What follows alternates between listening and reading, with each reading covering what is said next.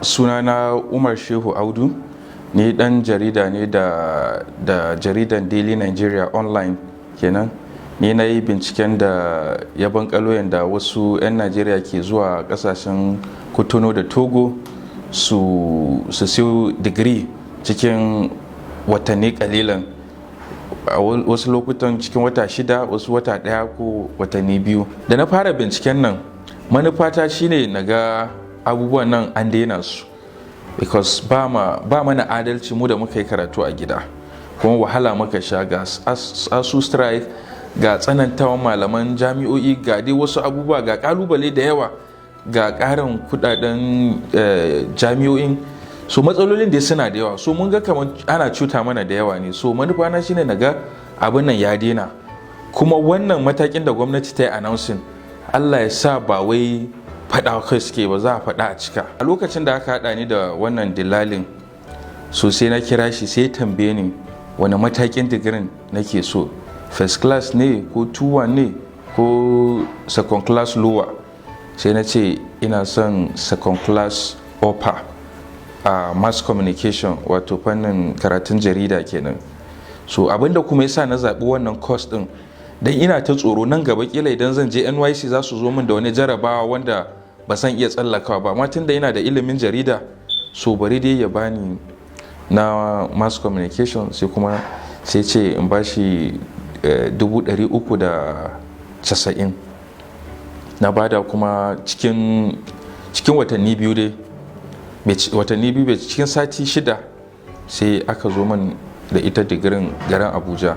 Wannan digiri din na same ta ne a sauwaƙe, yadda ka san na yi order pizza haka na yi, aka zo min da shi.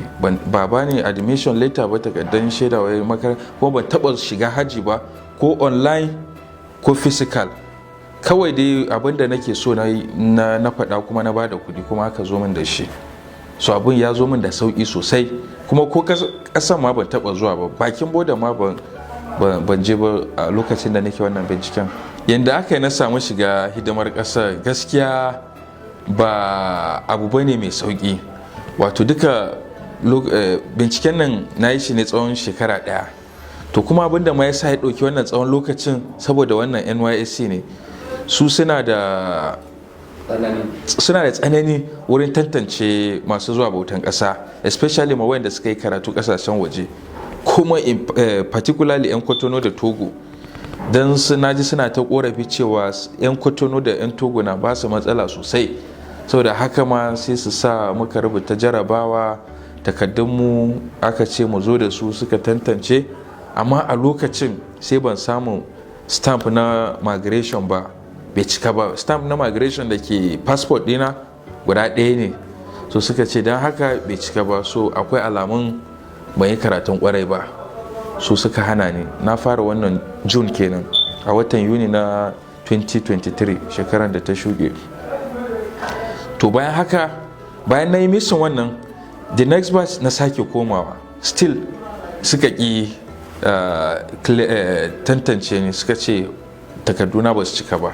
Haka dai sai da muka ta yi, har na samu wasu 'yan migration dai, haka dai na zo na samu passport na ECOWAS. Sai aka mani suka samun stamp na tsawon shekarun da ya nuna a makarantar wai na yi karatu, da 2018 zuwa 2022. Abin da ya fi ban wahala shine zuwa bautan ƙasa, don ko da na yi rajista a cafe har na yi evaluation, ina da tsoro, because ni ban yarda cewa ba zai yi bayan na yi bautan ƙasa na kwarai a 2018, ban da wannan assurance, tabbacin cewa zan sake zuwa. So ko da na je cafe na yi biometrics, because a 2018 lokacin na yi biometrics kusan tsawon shekara 1, kuma da na yi bautan ƙasa kowane wata sai mun je mun yi biometric a mana clearance kafin mu samu albashin watan nan. To kuma abin mamaki shine, kuma nan just tsawon shekaru na, kuma a cewa har wayannan details ina sun disappearing a NYSC.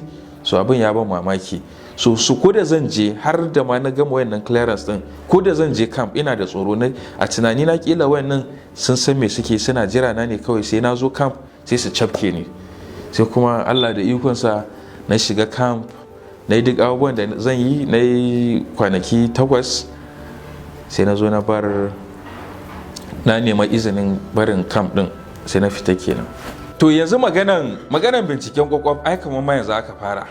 Ta dai muna aikin nan Allah ya da akwai wasu da muka tattara yanzu nan ba da daɗewa ba za mu sako su, kuma 'yan Najeriya kuma yanda dai aka karɓi wannan Allah ya da yana kyautata zaton hakan zai faruwa, wayanda za mu sako suna nan da yawa. Ai ba ƙarshen ta ba kenan, akwai wasu a hanya suna nan tafe.